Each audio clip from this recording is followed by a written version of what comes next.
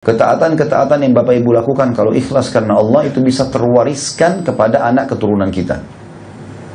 Jadi kalau kita soleh atau soleha, ya, lingkungan kita itu akan tumbuh seperti itu. Allah bisa karuniakan kita anak keturunan juga yang baik.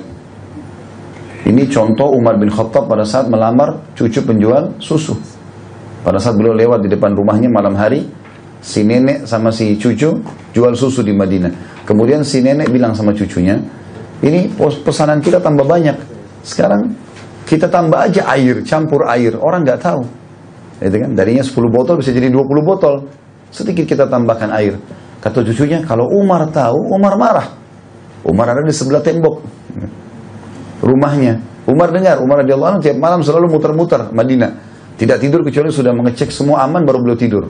Radhiyallahu anhu. Jadi luar biasa keadilannya. Yang jelas, Bapak Ibu sekalian, pada saat itu si nenek bilang, Umar nggak tahu kok. Lalu kata cucunya sambil menangis, kalau Umar tidak tahu bagaimana dengan Tuhannya Umar, hai nenekku. Tapi ini si perempuan ini nangis nih. Waktu dengar itu, Umar bin Khattab nggak pakai banyak ngomong, pulang ke rumahnya, tengah malam nih.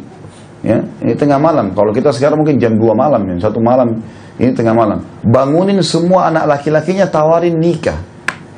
Nih bapak-bapak bayangkan kita disuruh bangun jam 1 malam nikah. Umar bangunin anak laki-lakinya semua lalu tanya, siapa yang mau nikah sama cucunya penjual susu? Malam-malam orang lagi ngantuk-ngantuk disuruh nikah. Ya. Maka orang, anak-anaknya semua pada diam, gak ada yang ngomong. Kata Umar, kalau tidak ada yang mau nikah saya akan nikahi. Lalu Asim, salah satu anaknya Umar yang umurnya masih di bawah 20 tahun, waktu itu angkat tangan mengatakan, saya ayah, saya nikahi sebagai bentuk bakti kepada anda. Maka dinikahkanlah Asim keesokan paginya dengan cucu penjual susu tersebut. Jadi anak raja nikah sama masyarakat biasa yang miskin, gitu kan?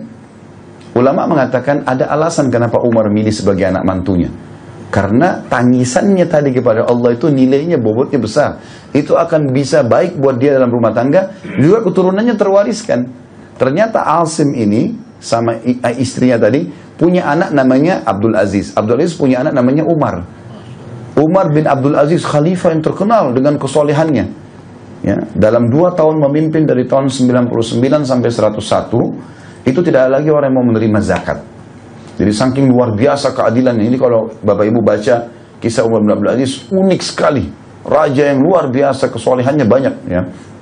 Kalau kita ceritakan ini mungkin akan panjang sekali. Akan ada insya Allah bahasan khusus tablik akbar kami, serial tabi'in. Di antaranya kita akan bahas Umar bin Abdul Aziz, orang yang luar biasa. Kita kalau baca sejarahnya, kayak kita berada di alam manah nih sebenarnya. Orang yang luar biasa, per detiknya semua ibadah. Dari ibadah apa lagi nih? Ibadah artinya terus begitu. Gitu kan? Luar biasa gitu. Yang jelas lahirnya ini, kata ulama, manusia yang terbaik ini, Umar bin Abdul Aziz, sampai sebagian ulama mengatakan dia adalah Khalifah Rashidah yang kelima. Kan Khulafaur Rasyidin ada 4. Abu Bakar, Umar, Uthman, Ali. Sebagian ulama mengatakan karena solehnya Umar bin Abdul Aziz dikatakan dia khalifah yang kelima, yang diakui.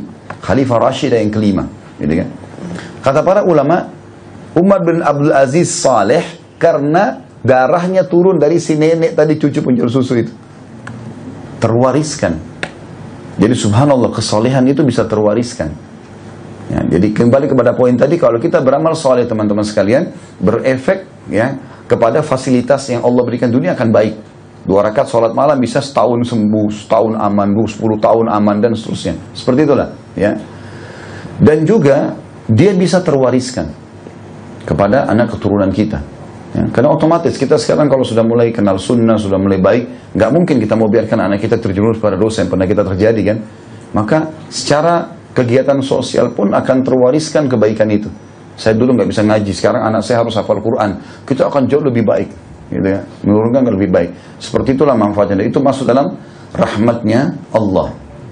Artinya amal soleh yang kita kerjakan berefek kemana-mana. Itu rahmat yang luas.